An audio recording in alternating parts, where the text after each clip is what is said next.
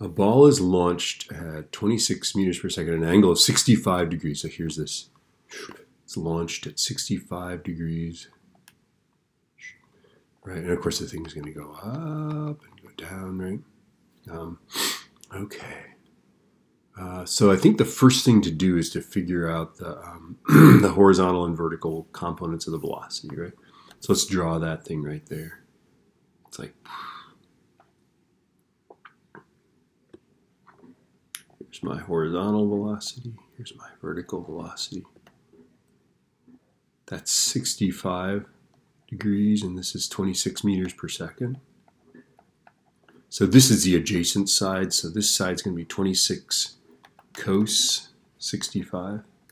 This side here will be 26 sine 65, because it's the opposite side, right?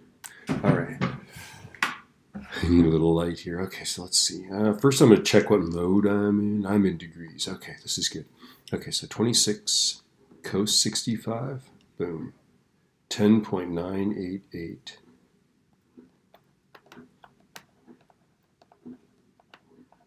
And just write down a bunch of sig figs, like write down 3 digits after the decimal point.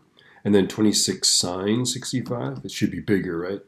And that is 23.564. And now we're set. Now we can now we can figure out the horizontal vertical stuff, right?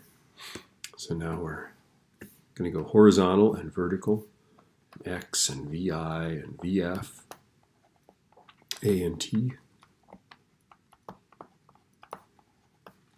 Okay, so let's fill this in. Okay, so this is 0. This is always true. It never accelerates horizontally. This is negative 9.8. This is not 0. So notice that our vertical velocity is this to begin with, right? So positive 23.564. And then when it hits the ground, it's going to go down at the same speed. So negative 23.564, right? So just remember that. That's one of the things we know in free fall problems, right?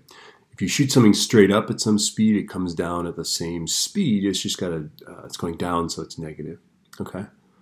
And then the this velocity, since there's no acceleration, the initial and final are the same. So they're both 10.988 and 10.988, all right? And I think we know enough to do this, right? So our first thing is we're going to find time. You'll always do it with this guy, is VI plus AT. So negative 23.564 is positive 23.564. By the way, if you end up with 0 for the time, you in math were like ships in the night. Okay, because the first thing we do is, of course, subtract this from both sides.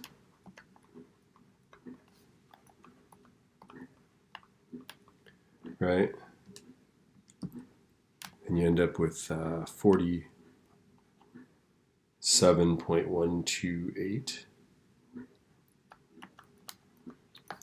is equal to negative 9.8 times t. Right? And then I'm just going to divide by negative 9.8. And I get that it's in the air for a total of 4.80898 seconds, which is about 4.81 seconds, right?